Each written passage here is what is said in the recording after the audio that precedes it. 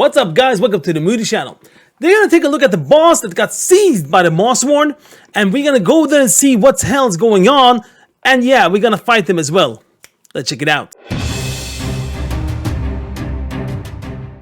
This fight has 3 phases. In phase 1, you have to handle the boss, and you have to handle boss mechanics when it comes to debuffs, positioning, and tank kiting. You enter phase 2 when the boss reaches 70% health and also 40% health. Every time you enter phase 2, the boss jump into the middle and rearrange the entire circles, and you have to put them back before time runs out and you wipe the raid. And at the same time, you have to handle a lot of adds and also dodge orbs. And when you enter phase 3 in the end, you have to tackle mechanics from phase 1 and also phase 2. We're gonna check all these boss abilities and the tactics for them. Fated Conjunction. The boss will spawn a 6 seconds charge from the sides of the platform, and after 6 seconds, the beam shoots into the platform, crossing each other. Getting hit does very high shadow damage and also a debuff that increases damage taken from these beams by 50% for 1 minute. So the tactics for this is, the beams will always hit the center of the platform, so the beam pattern is like a cross shape. So move to the sides so you are safe. Call of Eternity. The boss will put an 8-second debuff on several players, and that does moderate shadow damage every 2 seconds for 8 seconds. Also, after 8 seconds, it explodes and players within your circle will take very high shadow damage.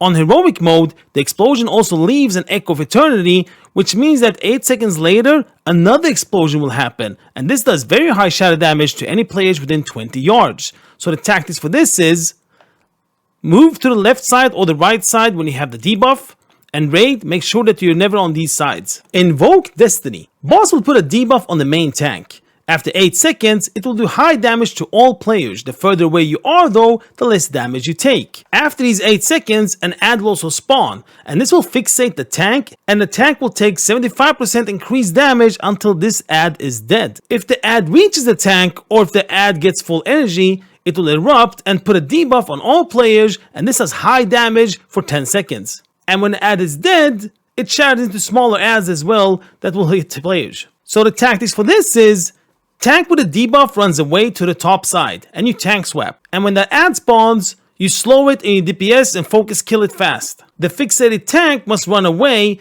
and do not run into that ad. And also kill all the small ads. Twist Fate. The boss puts a debuff on several players that does low to moderate shadow damage every 2 seconds for 6 seconds, so healers beware. The boss will gain a stack of Divinish Probe every time he attacks a new player. He uses the stack to do high shadow damage on the tank. So the tactics for this is, the tank swap is generally on every Invoke Destiny, but keep your eyes on the stacks the boss has. Tank swap if needed. Phase 2 starts when the boss reaches 70% health and 40% health. The boss will push all the players away from him and cast something called Realign Fate. During phase 2, the boss will take 99% reduced damage. Now let's take a look at Realign Fate.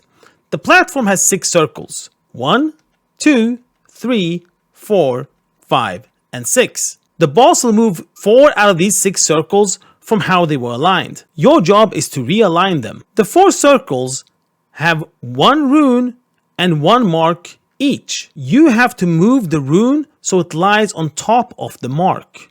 If a player stands on the rune, you get an arrow on it and the rune moves clockwise. If 2 players stands on it, the rune moves counterclockwise.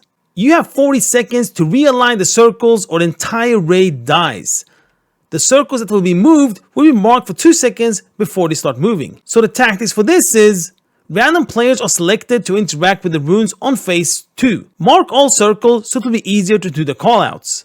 Stand on the smaller rune and it will start moving automatically. Selected players that doesn't have a rune have to keep their eyes open and see if help is needed to move the rune counterclockwise instead, because then 2 people need to stand on the rune. Now that was about the circles. Some other things happening in this phase. We're getting some ads. The boss spawns smaller ads, but it will also empower some of these small ads into bigger ads, and they will increase the physical damage by 10% every 8 seconds. The ads cast something called Despair, and this puts a debuff to all players within 40 yards. This debuff does very high shadow damage and also reduced the movement speed by 33% for 6 seconds. So the tactics for this is, Raid stand on the bottom side of the platform.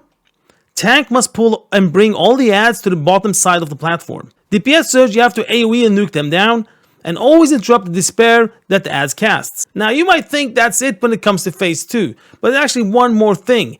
The boss will spawn something called Fate Fragments, and these are small orbs that moves around. Touching an orb will do very high shadow damage and also reduce movement speed by 33% for 7 seconds. So make sure you don't touch them.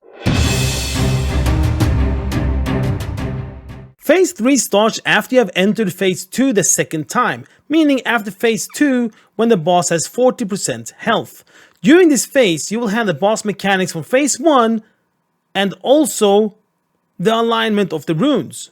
Similar to Phase 2, the boss will rearrange the circles and players have now 30 seconds instead of 40 seconds to put them back, or the raid dies. In this phase, anyone can handle the runes. So in this case, since you have put markers on the circles, have also markers, the same type of markers on players' heads. So if there's a star on the platform, the player with the star on their head is assigned to that circle. When it comes to the tactics for the rest of the fight in Phase 3, it's exactly like you did in Phase 1. So a fast recap when it comes to positioning. Tank the boss between the middle and the bottom side of the platform. Raid debuffs to the left and right side. The tank debuff to the upper side. On Phase 2, the entire raid will be on the bottom side to handle the adds. The people that are assigned to handle the circles are the ones that will be in the middle of the platform and move the runes. And on Phase 3, it will be the same positioning as in Phase 1. Attack the boss between the middle and the bottom side, the raid debuffs to the both sides, and a tank debuff to the upper side. And there we go. I hope this guide will help for you guys to take down the boss with your team, with your guild, with your pug, whatever it is that you feel like you want to do. If you like this, please hit that like button down below, and if you feel like it, it will mean a lot if you also subbed and click that little bell so you see when more stuff will come out. Alright guys, until next time.